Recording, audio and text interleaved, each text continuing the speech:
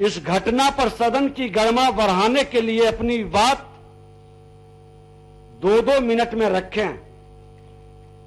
और मैं कहना चाहूंगा, जिस दल के सदस्य बेल में आकर इस तरह की अशोभनीय घटना का अंजाम देने का कार्य किया है,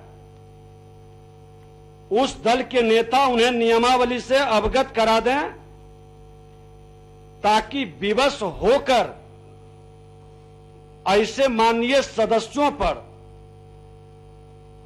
नियमावली के अनुसार हमें कठोर कदम उठाना न पड़े और पूर्व के अनुभव को शेयर करा दें। पूर्व की भांति अब सदन नहीं चलेगा, सदन नियमावली से चलेगा, सदन मर्यादा के साथ चलेगा और सदन की मर्यादा सभी मिलकर नियमावली के अनुसार पालन करेंगे। मैं चाहूंगा कि नेता प्रतिपक्ष, क्योंकि ये घटना जितने अच्छे ढंग से सदन चल रहा था, आज की घटना बहुत लज्जित किया है। सभी दलीय नेता 2-2 मिनट में सभी सदस्यों को और इस सदन की मर्यादा को अपनी बातों से रखें। अध्यक्ष महोदय, आपकी सारी बातों से हम लोग सब लोग सहमत हैं और होना भी चाहिए।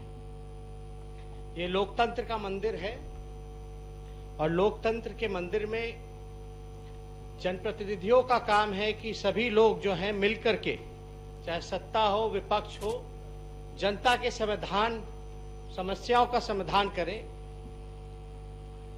और हम सब लोगों की ये ड्यूटी है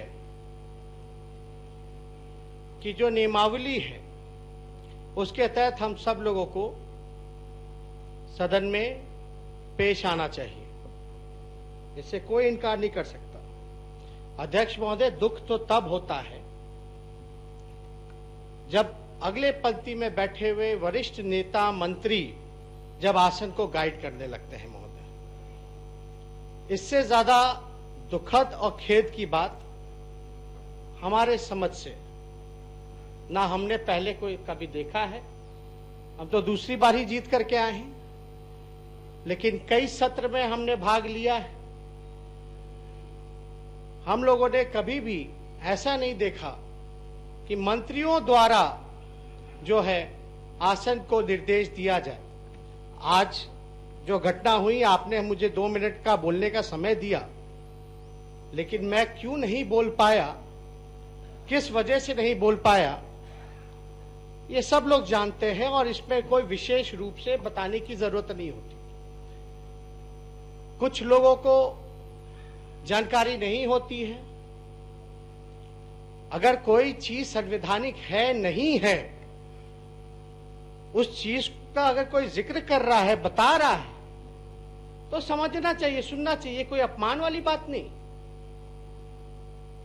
जब मांग पे चर्चा हो रही थी, हमें जो समय मिला, हमें नहीं लगता कि अपने उस समय में जो भी 2 मिनट 3 मिनट हमने बोला होगा, उसमें कोई भी असंसदीय बात नहीं थी, किसी की बेइज्जती नहीं थी, किसी का नाम नहीं लिया गया।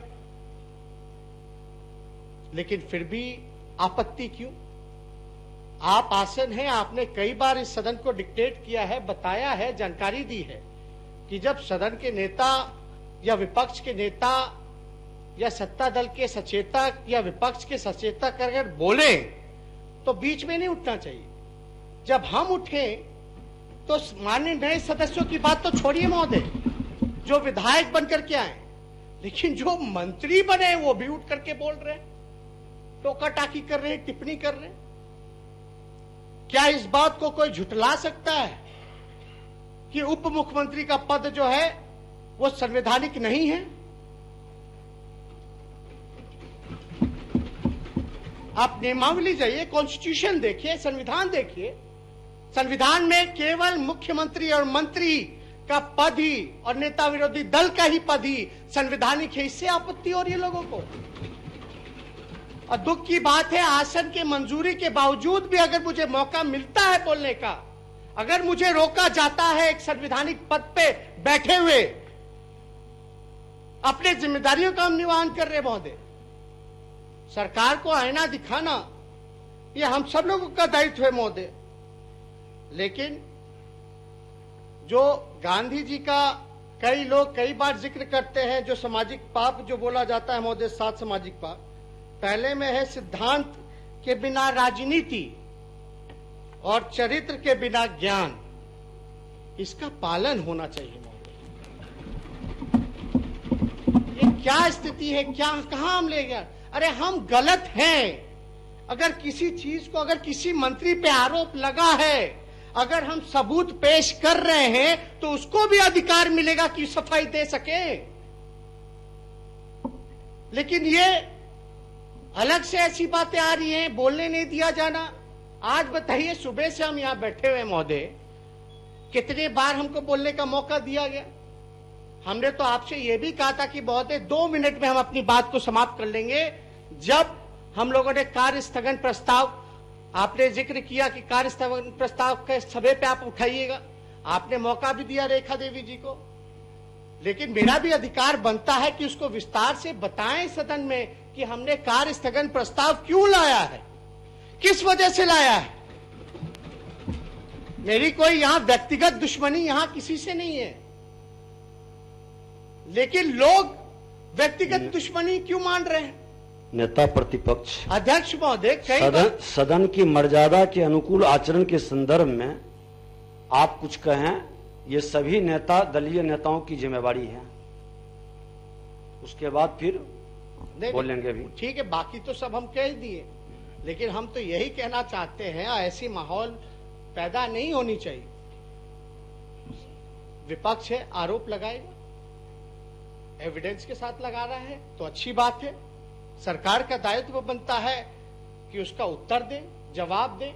अगर हम गलत बोल रहे तो बताइए हम क्या चीज में गलत बोल रहे हैं, लेकिन उस पर चर्चा ना हो करके कोई और चीजों पे होती है, वो अलग बात है।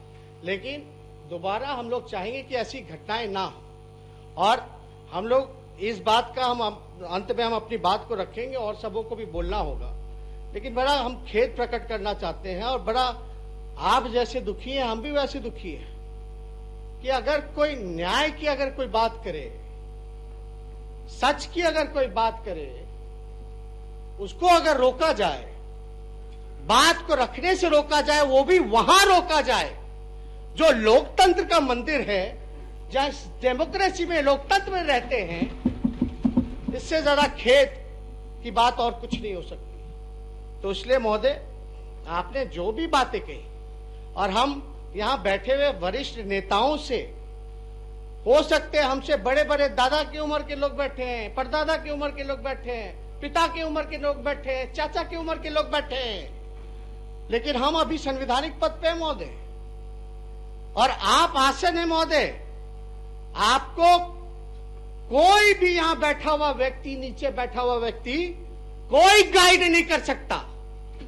इसलिए हम लोग अपील करेंगे कि आसन का जो फैसला होता है उसको हम लोग स्वीकार करते हैं, लेकिन हो सकता है कि कोई कितना भी बड़ा व्यक्तित्व हो, लेकिन ऐसा नहीं होना चाहिए कि आसन को बताए कि ये करो, ये मत करो, ये गलत है। और जब नियमावली का हवाला दिया जाता है महोदय, तो हम चाहेंगे जरा नियमावली भी दिखा दिया जाए, जिस नियमावली का हवाला देकर के हम लोगों को रोका जाता है। बहुत बहुत धन्यवाद। नेता